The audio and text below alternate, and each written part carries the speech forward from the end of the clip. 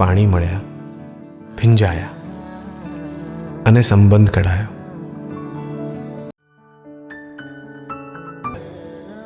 પણ સુંદર, આપણા જેવું.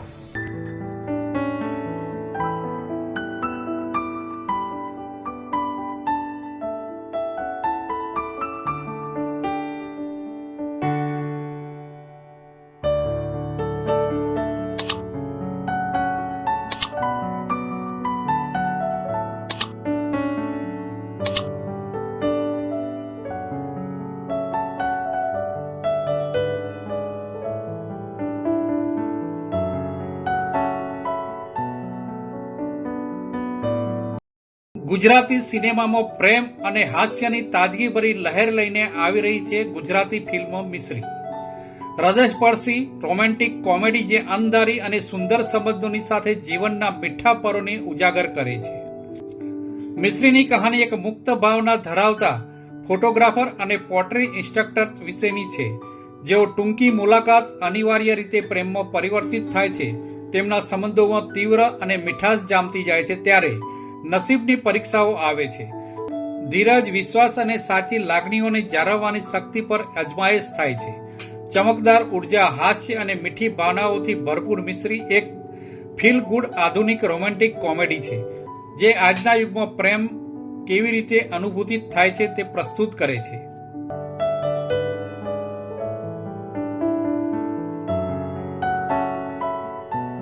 ત્રણ દિવસ પછી નો મેલોડ્રામા, નો રોના ધોના, નો કોન્ટેક્ટ.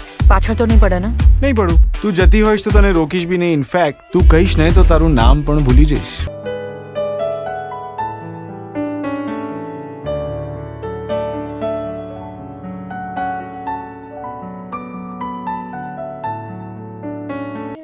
પ્રેમ એવી વસ્તુ છે જે તમારા કંટ્રોલમાં નથી, અને પ્રેમ કરવો હોય, સાચો પ્રેમ કરવો હોય તો એમાં ઘણા વિઘ્ન પણ આવે છે. અને એ વિઘ્ન કેવી રીતે દૂર કરવાના, અને તમે જેને પ્રેમ કરો છો એ પ્રેમ માટે તમે કયા હદ સુધી દુનિયા સાથે લડી શકો છો, આ એની સ્ટોરી છે. અને આ એવી સ્ટોરી છે જે બધા જ રિલેટ કરી શકશે, કેમ કે જીવનમાં બધા એકવાર તો પ્રેમ કરે જ છે કોઈને કોઈને. અને એટલે મેં જ્યારે વાંચી હતી સ્ક્રિપ્ટ ત્યારે મને પણ બહુ ગમી હતી, અને મને થયું કે ગુજરાતી સિનેમામાં આટલી સુંદર ફિલ્મ છે તો આપણે તો ડેફિનેટલી કરવી જ જોઈએ. સેમ, મને એક છોકરી ગમે છે, એની સાથે લગ્ન કરવા છે, એની સાથે આખી જિંદગી સ્પેન્ડ કરવી છે, ઘરડા બી થવું છે અને બાળકો બી કરવા છે.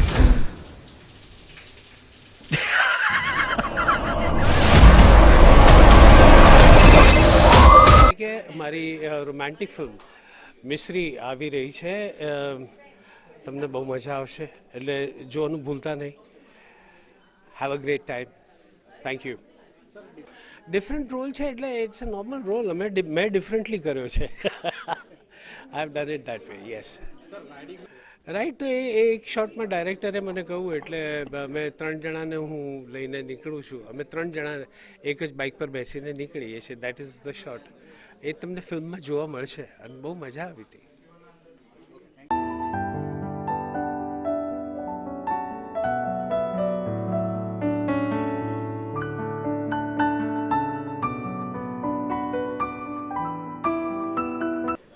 ફિલ્મ એક બહુ સરસ રોમેન્ટિક મૂવી છે. એમાં એક મેચ્યોર લવ સ્ટોરીની વાત છે.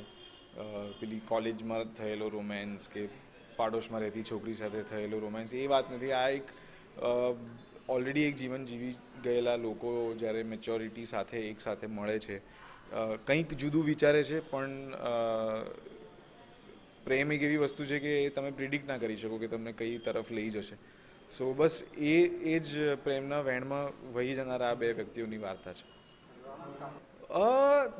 સાયકોલોજીકલી નહીં, કારણ કે એવું નથી કે મેં ફિલ્મો નથી જોઈ, મેં જોઈ છે, પણ મને હંમેશા બીક એ લાગતી હોય કે યાર આ થોડુંક ઓવર ધ ટોપ થઈ જશે મારાથી, કે હું કદાચ આને ન્યાય નહીં આપી શકું. કારણ કે જે મેં કહ્યું કે આ જોનર જે છે રોમેન્સ, એને હંમેશા લાર્જર દેન લાઈફ તમે પ્રોજેક્ટ કરો તો જ લોકોને એ ફિલિંગ એમના સુધી વધારે પહોંચે. સો મને એ બીક હતી કે કદાચ હું ઓછો ના પડું, પણ મારા કો એક્ટર્સ, મારા ડિરેક્ટર બધાએ એટલું સરસ સપોર્ટ કર્યો, અને વારે વારે મને લોકો ઘડતા ગયા કે ના હજી એક ટેક કરીએ, હજી એક વધારે સારું થશે. અને મને આ પછી ફિલ્મ જોઈને રિયલાઇઝ થયું કે ના મારાથી બી આ થઈ શકે છે, એવું કંઈ પ્રોબ્લેમ નથી.